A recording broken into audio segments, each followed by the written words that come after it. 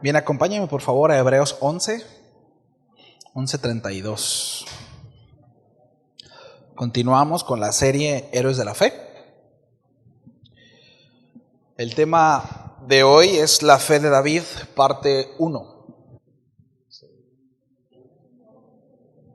La fe de David, parte 1. Vamos a leer Hebreos 11 del 32 al 34 y oramos, ¿sí? Estamos ahí, me dicen, ya llegué, amén, gloria a Dios, aleluya, habla Cordero, como usted quiera, estamos aquí. ¿Ya? ¿Estamos ahí? Bien. Dice, ¿y qué más digo? Hebreos 11:32. Porque el tiempo me faltaría contando de Gedeón, de Barak, de Sansón, de Jefté, de David. Y vaya, ¿no? ¿Cuántos mensajes llevamos ya, Jeremy? Con este es que el 23, ¿no? Tiempo nos faltaría para eso, ¿no? Así como de Samuel y de los profetas, que por fe, dice el versículo 33, conquistaron reinos, hicieron justicia, alcanzaron promesas, taparon boca de leones, apagaron fuegos impetuosos, evitaron filo de espada, sacaron fuerzas de debilidad y se hicieron fuertes en batalla, pusieron en fuga a ejércitos extranjeros. Vamos a orar. Señor, ponemos en tus manos este tiempo, dame gracia para compartir tu mensaje y ruego también gracia a mis hermanos, Señor, para recibirlo. Ayúdanos, Señor, que tu Espíritu nos guíe y que sea claro, Padre, para que podamos tomar decisiones que sean en base a tu propósito, Señor, para nosotros. En el nombre de Jesús. Amén. Amén. Bien. Estos versículos resumen todo Hebreos 11, esta lista de héroes de la fe, ¿no? Salón de la fama, también como le llaman, de héroes de fe, ¿no? Resumen la vida de grandes hombres y mujeres precisamente de fe. Hombres y mujeres que determinaron en su corazón creerle a Dios a pesar de las circunstancias adversas, abrazaron una palabra de Dios, una promesa de Dios como verdad. Sí. Ahora, ellos se resguardaron bajo este gran principio que nos dice ahí en Hebreos 11:6. Dice que sin fe es imposible agradar a Dios, porque es necesario que el que se acerca a Dios crea que le hay y que es galardonador de los que le buscan. Nosotros hemos visto, ¿verdad?, cómo desde Adán, ¿sí?, cada uno de estos personajes, estos hombres en el Antiguo Testamento que hemos estado viendo, todos y cada uno de ellos tenían puesta su esperanza en, ¿sí? Ellos abrazaron una promesa de Dios, abrazaron una palabra de Dios, ¿sí?, y vivieron, ¿verdad?, ejecutaron su obra según esta palabra, ¿sí? Algunos tuvieron victorias sobresalientes, aún a pesar de las amenazas de muerte, pero otros fueron severamente maltratados, torturados y hasta asesinados, ¿sí?, por una misma fe, ¿sí? Tener una fe inquebrantable, mis amados, en Dios no garantiza una vida despreocupada y sin obstáculos a pasar, ¿cierto? Lo hemos visto, ¿sí?, en donde todas las circunstancias se mueven a favor, ¿sí? Eso no lo determina una fe inquebrantable. Por el contrario, de hecho, nuestra fe casi nos garantiza la aflicción y la incomodidad en este mundo. Jesús dijo, ¿verdad?, antes de irse, en el mundo tendréis aflicción, pero confíen, porque yo he vencido al mundo, ¿sí? Entonces, ahora, ¿por qué es sí o sí el sufrimiento, la incomodidad en este mundo? Bueno, vivimos en un mundo totalmente hostil, mis amados, a los principios de Dios. Aparte de que estamos en este mundo, sí, pero no somos de este mundo, dice la Escritura. Sí. Entonces, mientras estemos en esta tierra, tal vez jamás logremos ver el propósito de nuestro sufrimiento o el propósito de nuestra aflicción. Pero sabemos, mis amados, que Dios cumplirá las promesas que nos ha hecho por cuanto están en su palabra. Sí. Por cuanto Él lo ha dicho, por cuanto su palabra es garantía. ¿Cuántos creen esto? Sí. Recordemos qué es lo que hay en común en las aflicciones y en esta vida. ¿Recuerdan? Que tanto las aflicciones, el sufrimiento y este mundo pasarán. Pasarán. pero su palabra, ¿qué dice? Permanece para siempre. Es decir, si alguno aquí la está pasando mal, tranquilos, no es para siempre. A lo mejor dura 80 años el sufrimiento. Bueno, ¿qué es comparable esos 80 años de pesar? Sí, que una eternidad. Sí, entonces, recordemos siempre esto, ¿no? Las aflicciones, sí, el sufrimiento, este mundo pasarán tarde o temprano, pero su palabra permanece para siempre. Sí. Ahora, las limitaciones, mis amados, de muchos de estos hombres que encontramos aquí en Hebreos 11 y mujeres, se superaron con éxito cuando precisamente desviaron la vista de sí mismos y la dirigieron hacia la magnificencia de Dios. Es decir, cuando sus ojos admiraron la grandeza de su Creador, su llamamiento terminó siendo la razón de sus fuerzas y de su existencia. Debo decir que muchos de nuestros problemas dentro de la fe, conflictos en nuestra relación con Dios y en nuestro peregrinar como creyentes, es precisamente eso, que nuestros ojos están tan atorados en nosotros mismos, en nuestras situaciones, en nuestras circunstancias, en lo que quisiera, en lo que no tengo, ¿sí? Que eso hace que no podamos ver con claridad lo que el Señor tiene. Pero cuando nuestros ojos se enfocan en Él, en su grandeza, repito, el llamamiento de Dios para nuestras vidas se vuelve nuestra prioridad. ¿Sí? Esta mañana, como mencionaba al principio, hablaremos de la fe de David. Esta será la primera enseñanza, creo que por lo menos de 4 enseñanzas que veremos acerca de la fe de David. ¿Sí? Hay mucho que decir de este hombre. ¿Sí? Es un ejemplo de devoción, sin duda, y de comunión con Dios, ¿verdad? Hay mucho que aprenderle. ¿Sí? Ahora, primeramente quisiera dar un panorama general acerca de la vida de David, acentuar ciertos principios para después agarrar un corte, ¿no? E irnos parejito, como cuando nosotros coloreamos un dibujo que acentuamos primero el perímetro y después vamos rellenando, ¿no? Bueno, esta enseñanza vamos a tocar aspectos muy generales, sí. Entonces, el rey David era conocido por ser un hombre que confiaba plenamente en Dios, sí. Él declaró ahí en Salmos 28:7, Jehová es mi fortaleza y mi escudo, en él confió mi corazón y fui ayudado, por lo que se gozó mi corazón y con mi cántico le alabaré.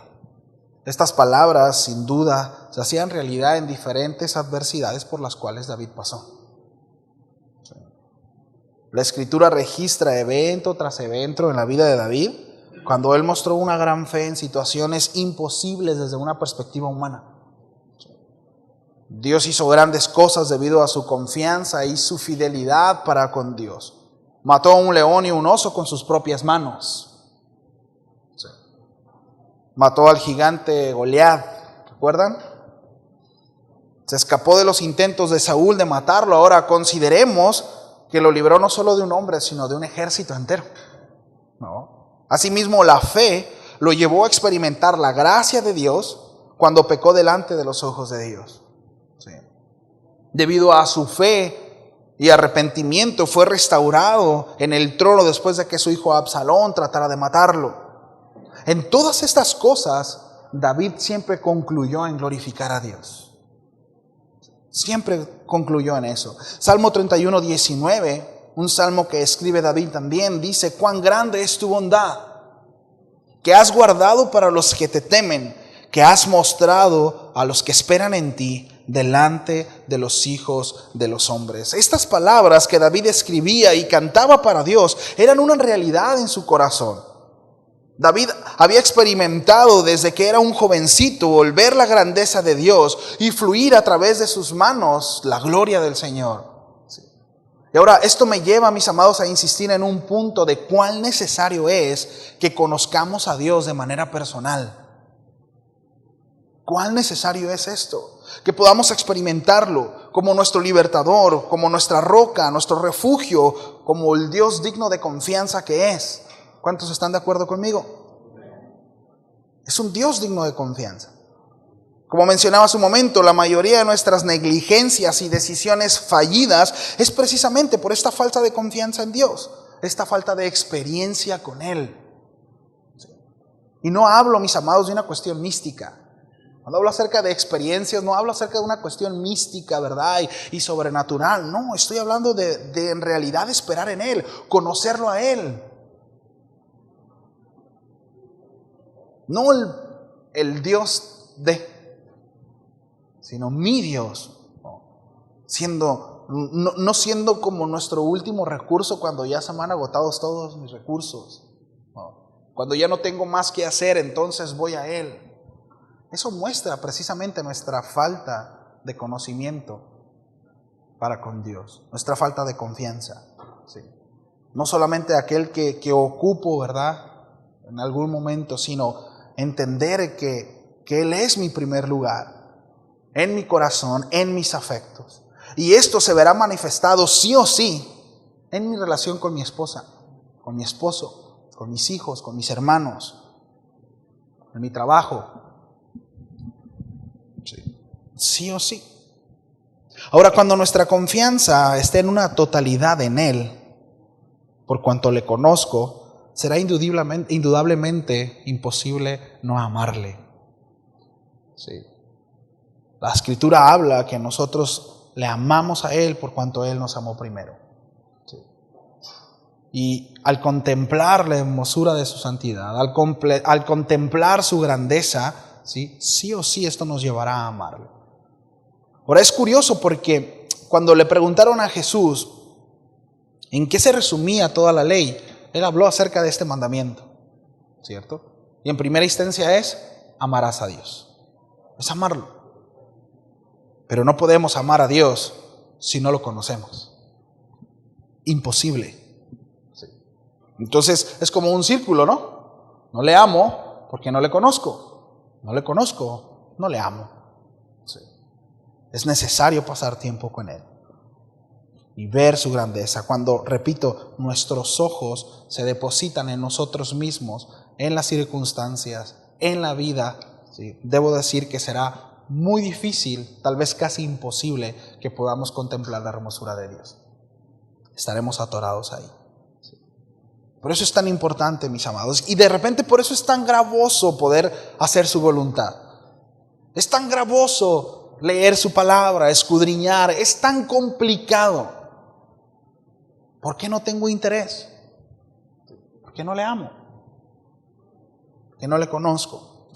Y me gusta mucho relacionar porque la Biblia lo hace, así que sé que no estoy haciendo un pecado, ¿verdad? Cometiendo pecado al poder ilustrar la relación con Dios y la relación en el matrimonio.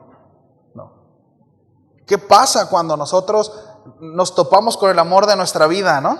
Y estamos enamorados y no hay otra persona más importante para nosotros que esa, ¿cierto?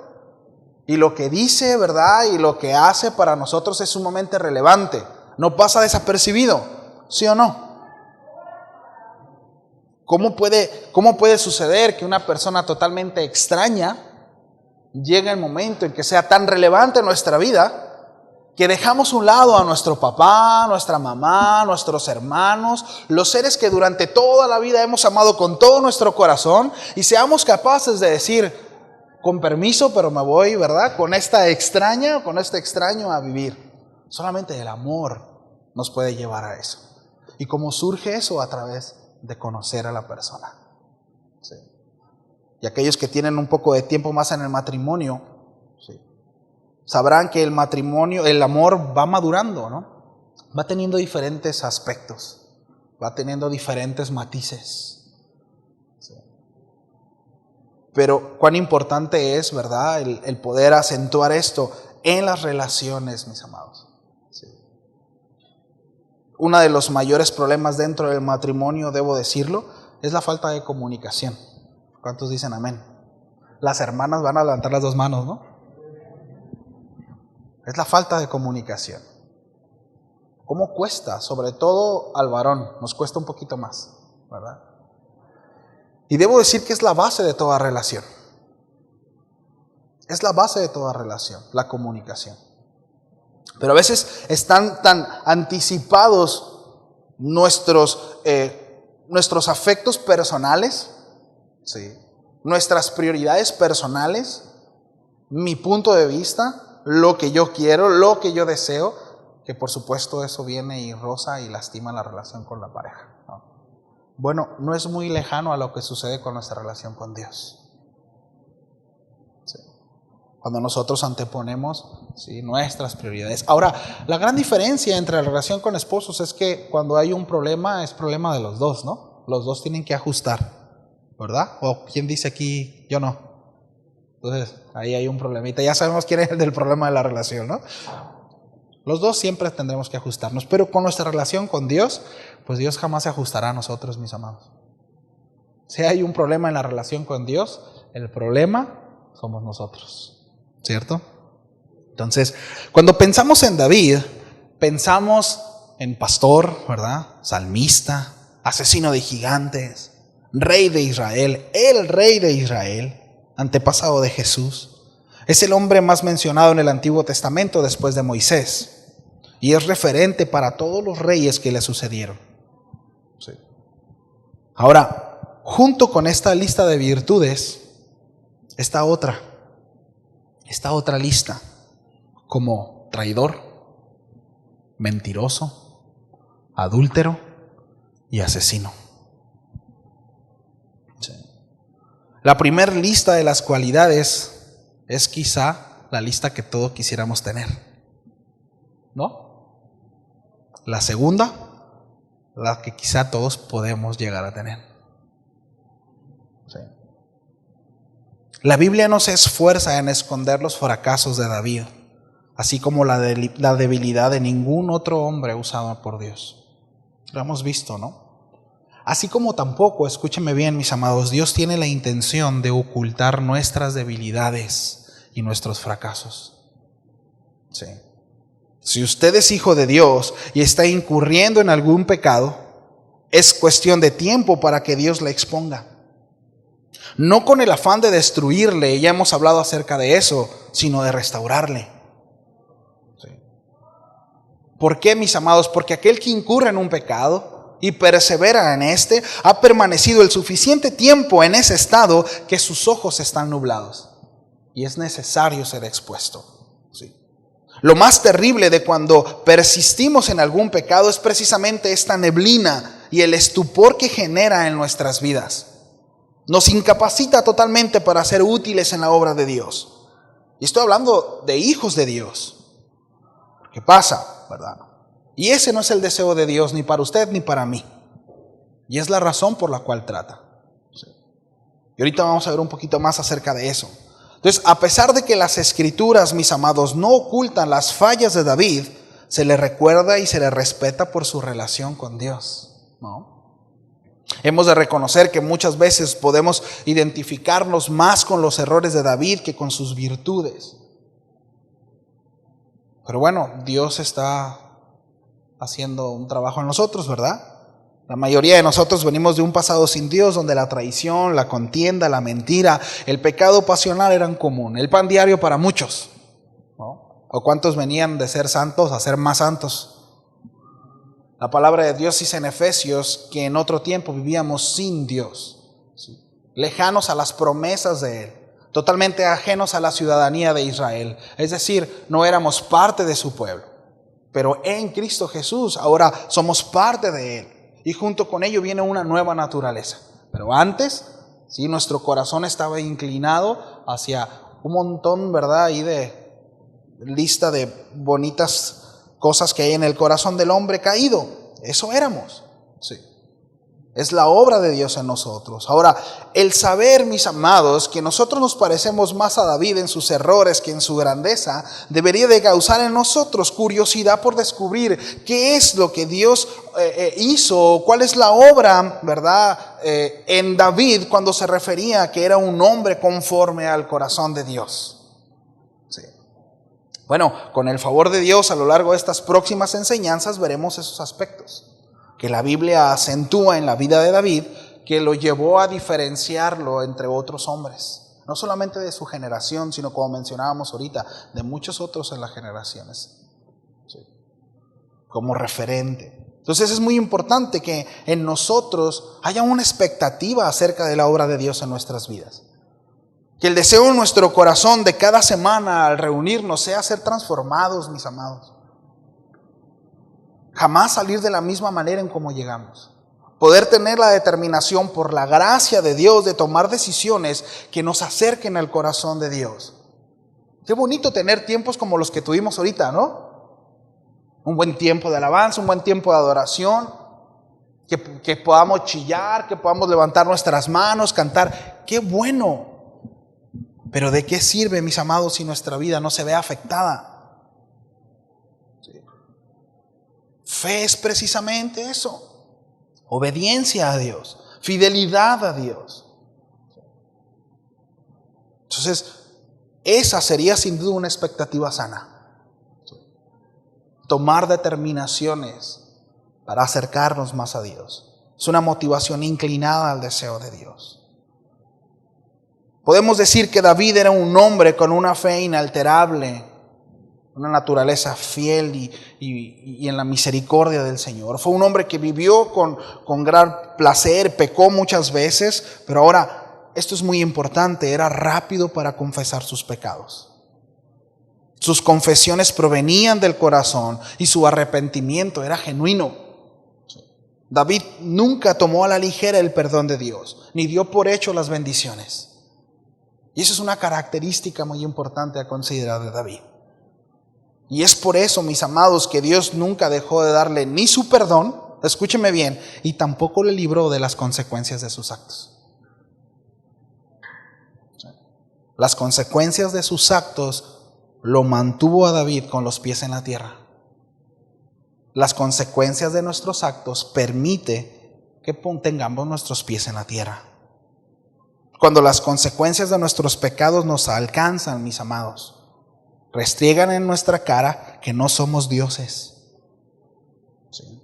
Que somos seres totalmente falibles y pecadores, que solo dependen de Dios para ser librados precisamente de nuestras propias decisiones.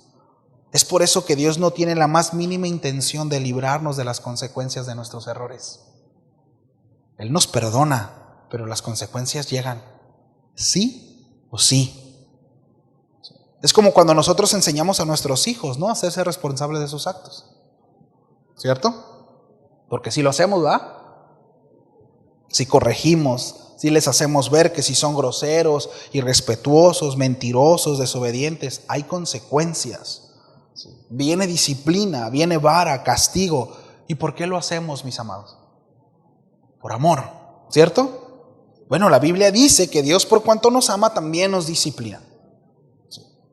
El amor de Dios es inalterable y muchas veces, miren, la razón de la cual nosotros creemos que el amor de Dios es alterable al momento de recibir una disciplina es porque seguramente cuando fuimos pequeños no fuimos disciplinados de la manera correcta. Por eso es tan importante que nosotros les enseñemos a nuestros hijos acerca de disciplina y corrección, para que cuando ellos crezcan y reciban la corrección de parte de Dios y la disciplina de parte de Dios, no terminen castigando a Dios, ¿no? Y es que estoy enojado con Dios porque me pasó esto otro. Precisamente ahí en Proverbios 3, 11 y 12 dice, se lo leo en una traducción actual, dice: hijo mío, no rechaces la disciplina del Señor, ni te enojes cuando te corrige. De repente es tan absurdo, y lo digo con mucho respeto, sí, pero es absurdo y es muy bobo que nosotros como creación nos pongamos al tú por tú con Dios y de repente digamos, es que estoy enojado con Dios. Entiendo que hay momentos muy duros, muy difíciles, como la pérdida de algún ser muy cercano, pero de verdad es muy absurdo hacer eso. Es una falta de entendimiento, mis amados. El tan solo creer que Dios, el creador de todo, sí, se equivoca en algo. Hay muchas cosas que no entendemos y tal vez lo vamos a entender después. Tal vez. ¿Sí? Mientras tanto debemos descansar precisamente en su soberanía y en su diligencia en actuar. ¿Sí? Entonces dice, no te enojes cuando te corrige, pues el Señor corrige a los que ama. A ver, ¿cuántos Dios ama? Tal como un padre corrige a su hijo, que es su deleite. Entonces, Cuando nosotros no corregimos a nuestros hijos, cuando nosotros no permitimos que nuestros hijos, ¿sí?, puedan entender las consecuencias de sus actos, lo único que estamos reflejando es falta de amor. Es un amor propio, ¿sabe? Es como aquel papá que dice, es que no quiero que mi hijo se enoje conmigo porque siento tan feo. Ay, siento así tan feo en mi corazón cuando me ve feo y se enoja, y entonces mejor le doy la suave, porque lo amo tanto. No, usted se ama tanto que no quiere sentir eso. ¿Sí ve? Pero es falta de amor a su hijo. Usted está pensando en usted mismo porque, ay, me va a hacer sentir tan feo. No, piense en las consecuencias de su hijo más adelante. Entonces, qué importante es eso. La manifestación del amor a nuestros hijos es precisamente la corrección. Sí. Ahora, esto quiere decir, ¿verdad?, que le vamos a dar vara de desayuno, comida y cena.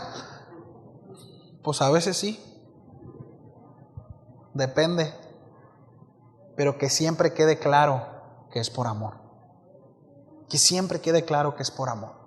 Que el niño, que nosotros podamos asegurarnos, ¿sí?, de que el niño sabe, ¿verdad?, de que lo estamos haciendo por amor.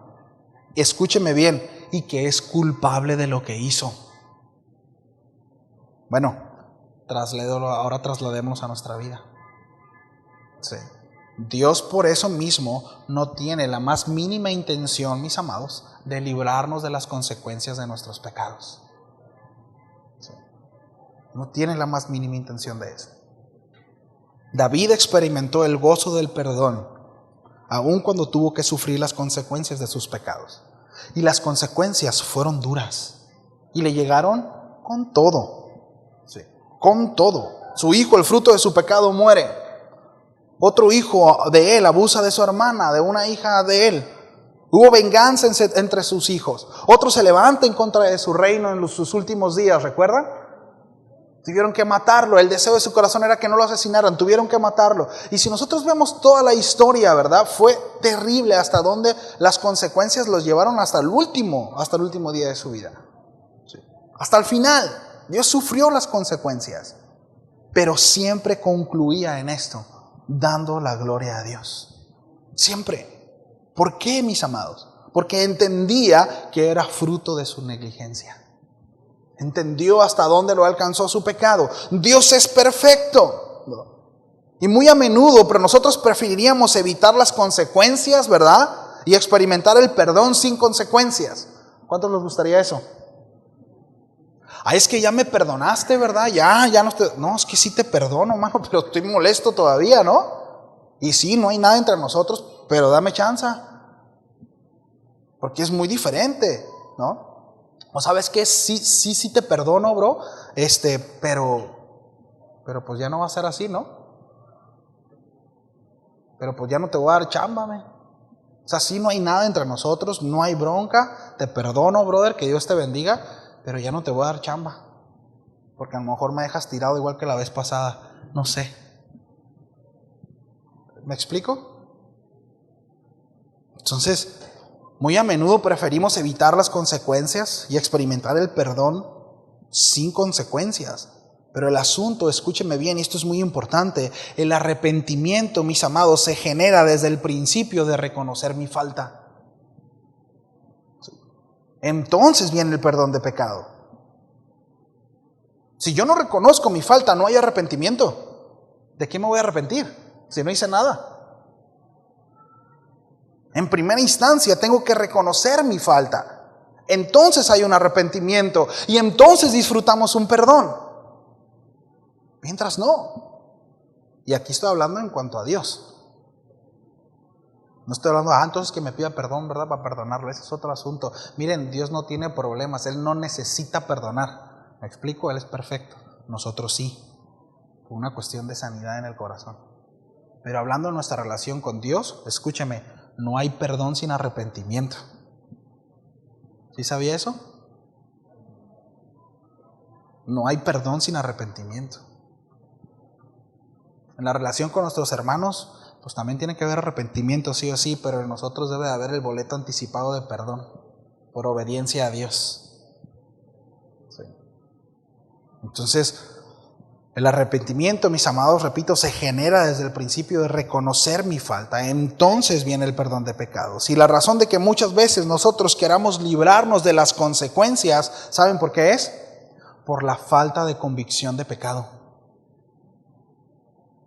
Porque concluimos en no merezco esto, no merezco esto otro. Digo, no soy perfecto, pero tampoco soy tan malo. Es falta de humildad. Por eso es tan importante. Corramos, mis amados, de ese tipo de pensamientos. Huyamos de esa manera de pensar. No merezco lo que me está pasando. Huyamos de eso. Sí. Huyamos de eso. Porque, ¿qué si de repente nos dieran lo que merecemos? ¿Cómo nos iría? ¿No? Entonces, un punto a resaltar es que David pecó en gran manera, ¿sí? ¿Verdad? Ahorita vimos una pequeña lista, ¿no? Traicionó, adulteró, ¿sí? Mató. Pero nosotros vemos algo, mis amados, que David no pecó repetidamente. ¿Sí? Es decir, David no practicó el pecado, ¿no? No se hizo máster ni pro, pues, en el mismo error. Sí. Se nos hizo profesional en eso. Y esto es interesante porque lo podemos en 1 Juan 3:8. El apóstol Juan dice lo siguiente. Dice, el que practica el pecado es del diablo. Sí. Porque el diablo peca desde el principio. Para esto apareció el Hijo de Dios, para deshacer las obras del diablo. Bueno, David no era del diablo. Sí. Pecó, pero no era del diablo. La diferencia entre un hijo de Dios y un hijo del diablo es precisamente la práctica de pecado. Esa es la diferencia. La práctica de pecado, el hecho de pecar repetidamente en lo mismo. Ay, perdón, ¿verdad? Y otra vez, perdón, no, eso es remordimiento. Pero sentí tan feo la última vez, sí, pues está lleno de remordimiento. Arrepentimiento no necesariamente, digo, tiene que ver con sentirte mal, por supuesto. Tiene que haber una conciencia de que hiciste mal. Pero a veces, muchas veces no necesariamente tenemos que llorar. Simplemente tomar una decisión de decir, ya basta, no voy a conducirme de esta manera. Me arrepiento de esto. Y ya hemos definido, ¿no?, esa palabra acerca de cambiar la manera de pensar en griego. Sí. Pero en hebreo, ¿no?, es volverse a Dios. Retornar. Eso es arrepentimiento. Retorno a Él. Sí. Me conduzco de una manera que es totalmente ajena a lo que Dios establece. Bueno, vuelvo a Él. Retorno a Él, me conduzco ya no como me conducía, sino como Él lo determina, como Él lo establece, bajo sus términos, como Él lo demanda. ¿Sí? Entonces la diferencia entre un hijo de Dios y un hijo del diablo es aquel que practica y no practica pecado. ¿Sí? Practicar no es verdad, si yo de repente ahorita salgo y corro para alcanzar a alguien, no puedo decir que soy un corredor, ¿verdad? Ni me lo van a creer tampoco. ¿Sí? No practico ese deporte, simplemente corrí, ¿sí? Pero si yo me levanto todas las mañanas, ¿verdad?, y voy y vengo parado de manos a Todos Santos en 10 minutos, dice, no, pues si eres un atleta, ¿no? Lo practico, ¿sí? Y va a haber resultado en eso, ¿sí o no? Cuando alguien hace ejercicio, se nota, ¿verdad? Se nota. Una vez un camarada le dijo a otro, oye, bro, ¿estás yendo al gym? Dijo, no, le dijo. Se nota, menos le dijo. Se nota, es evidente cuando alguien hace ejercicio y cuando alguien no hace ejercicio, ¿verdad? Bueno, el que practica pecado también se nota, se hace evidente.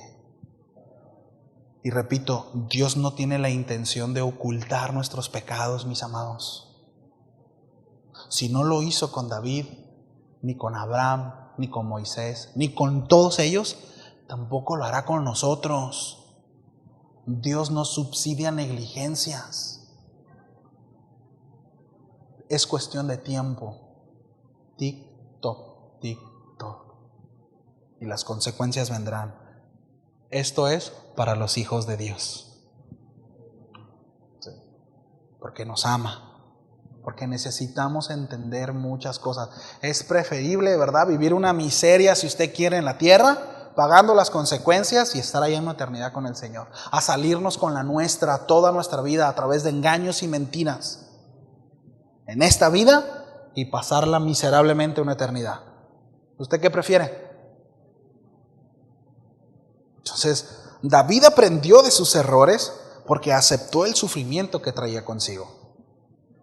Así que, mis amados, no querramos sacarles la vuelta. Y ya hemos hablado acerca de esto, ¿no?, de los procesos. No le saquemos vuelta a los procesos. Abracemos los procesos. Pero es que es muy duro, es muy difícil. Abrázalo. Te conviene. Es mejor. ¿Perdón? Exactamente, no tomar atajos. Abrazar los procesos que Dios tiene para nosotros. Porque es muy común, ¿no? Estamos en una era, ¿no?, en donde todo es instantáneo. Entre más rápido, mejor. Sí. Queremos internet más rápido, queremos todo más rápido, la comida más rápida. Hay un chorro de plataformas ahorita para que tú llames y en 5 minutos está a la puerta de tu casa la comida. Entonces ya no tengo que cocinar. Ya no, ¿para qué? ¿Para qué ensucias trastes? Para que ya no andes comprando desechables. Pide la comida, ¿no? Entonces, bueno, muchas veces queremos aplicarlo también, pues, en los caminos del Señor. Pero no es así, mis amados. No es así, ¿sí? Entonces, repito, David aprendió de sus errores porque aceptó el sufrimiento que traía consigo.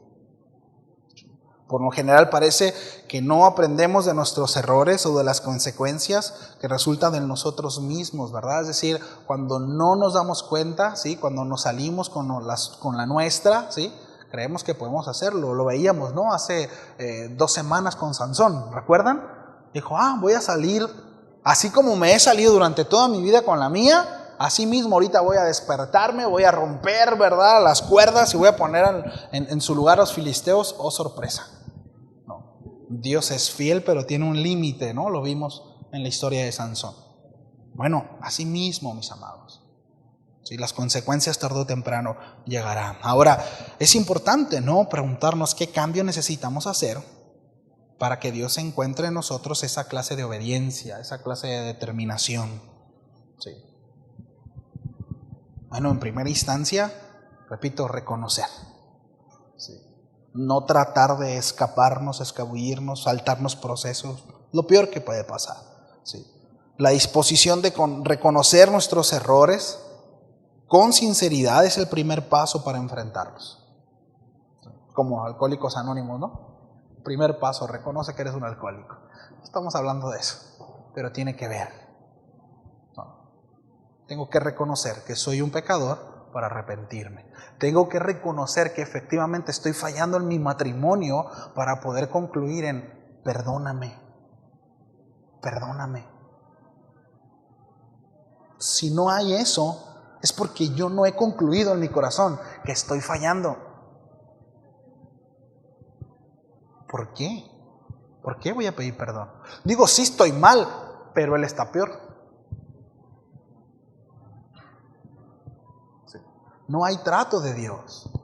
Y en algún momento Dios tratará con nosotros. Entonces, mis amados, el perdón, ¿verdad?, no elimina las consecuencias del pecado. Sí, Dios nos perdona. Dios nos perdona, Él es bueno. Pero hay consecuencias de pecado. Sí, y nos alcanzan tarde o temprano. No tiene que ver, ¿verdad?, el perdón. Es como cuando nosotros disciplinamos a nuestros hijos. Voy a tomar de nuevo esta ilustración. Nuestro amor por nuestros hijos se ve alterado. No, podemos decepcionarnos, podemos enojarnos, podemos entristecernos, pero mi amor por él no se altera, ¿cierto? Yo sigo amando a mi hijo igual. Y después de darle sus 2, 3 guamazos, lo sigo amando igual, ¿no? Incluso después de que se los dé, yo le recomiendo darle un abrazo y un beso, ¿no? Digo, cada quien, que Dios lo guíe, ¿no? Pero la realidad de las cosas es que la relación, la relación se afecta, pero el amor no se altera. Eso es importante. La relación se afecta, La relación no es la misma. Angelito no tiene los mismos beneficios de mí cuando estoy de buena onda con él a cuando no. Ni tampoco Mila, ¿no? O sea, mis hijos no tienen los mismos beneficios si se portan bien o si se portan mal. Y no estamos hablando de que dejan o no ser mis hijos. Bueno, lo mismo es con Dios, mis amados. Sí o sí. Dios es claro en ese sentido. Sí. Y muchas de las promesas que vienen para nosotros es precisamente a base de la obediencia. Si tú haces esto, te va a ir bien. Va a haber bendición. Si no, no. Va a haber un trato. Y repito, y no estamos hablando de si somos o no, estamos hablando de aquellos que somos hijos de Él. Sí. Hay un trato de Dios. De hecho, debo decirlo así, Dios a quien disciplina es a sus hijos. A los que no son sus hijos, pues no, ¿verdad? Entonces, mire lo que dice, acompáñeme por favor allá 2 de Samuel 7:25.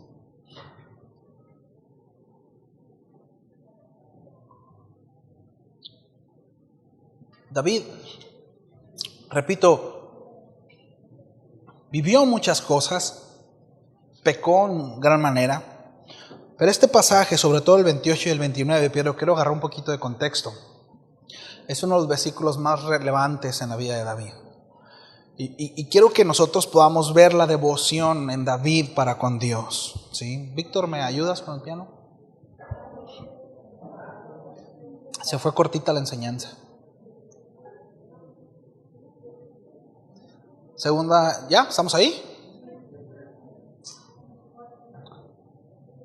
Dice lo siguiente: ahora pues, Jehová Dios, confirma para siempre la palabra que has hablado sobre tu siervo y sobre su casa, y haz conforme a lo que has dicho. Aquí nosotros, quiero detenerme ahí. Todo lo que David hacía, todo lo que David ejecutaba era bajo esta premisa, bajo este principio. Lo que Dios había dicho. No era algo que a él se le había ocurrido. Sí.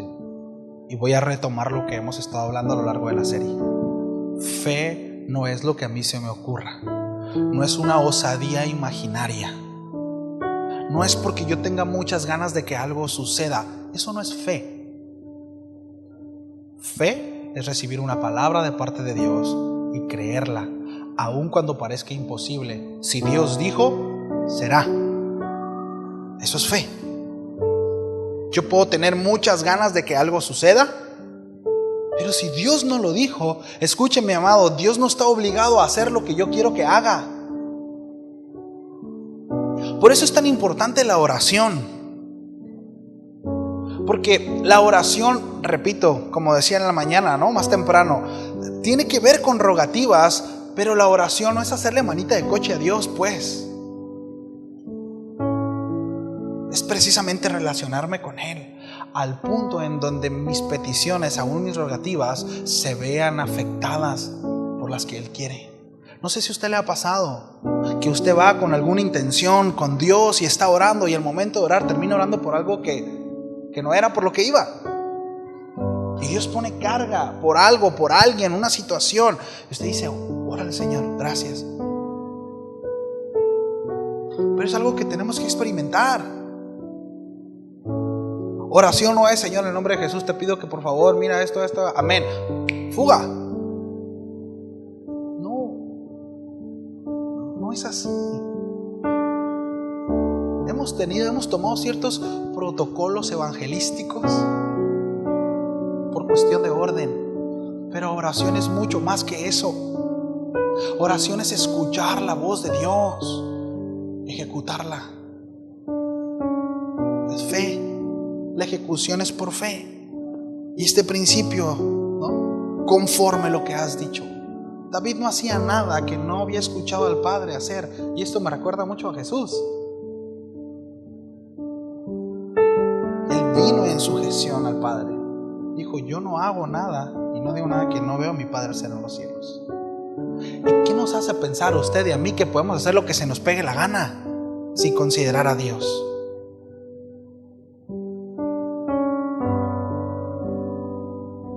conforme a lo que has dicho. Esa es una bendición de parte de Dios para David. Dice que sea engrandecido tu nombre para siempre. Miren cómo empieza David. Había una promesa para la casa de David, pero vean la intención en el corazón de David: glorificar primeramente a Dios. Y se diga: Jehová de los ejércitos es Dios sobre Israel, y que la casa de tu siervo David sea firme delante de ti. ¿Con qué propósito? De servirle. Lo encontramos, ¿verdad?, en el adjetivo que se da a sí mismo: siervo David. Una casa de servidumbre. Y así fue. Y así fue. Dice que ésta esté firme delante de ti, porque tú, Jehová de los ejércitos, Dios de Israel, revelaste al oído de tu siervo diciendo: yo te edificaré casa. Por esto tu siervo ha hallado en su corazón valor para hacer delante de ti esta súplica. Es decir, si yo no recibo esta promesa de ti, yo no me hubiera animado a suplicarte esto, Señor. Qué diferente a nuestras oraciones muchas veces, ¿no?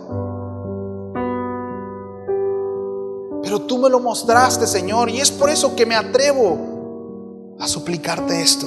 Ahora pues, Jehová Dios, tú eres Dios, y tu palabra son verdad. Esto manifiesta una confianza de David para con Dios. Tú has prometido este bien a tu siervo. Ten ahora a bien bendecir la casa de tu siervo para que permanezca perpetuamente delante de ti. Porque tú, Jehová Dios, lo has dicho, y con tu bendición será bendita la casa de tu siervo para siempre. Nosotros vemos aquí que era la motivación de David durante todo su proceso de vida: servir la casa de Dios. Cuando habla acerca de la casa de David, pues no está hablando de su casa, ¿no? Dios va a prosperar mi casa, entonces la va a hacer acá bien padre, bien bonita, y no está hablando de eso. Pero esto manifiesta la motivación en el corazón de David de todo el proceso. ¿Por qué empezó y cómo terminó? Sirviéndole a Dios, creyendo la promesa de Dios, creyendo la palabra de Dios, a pesar de, en diferentes circunstancias, en diferentes adversidades, pero hay una promesa, hay una palabra.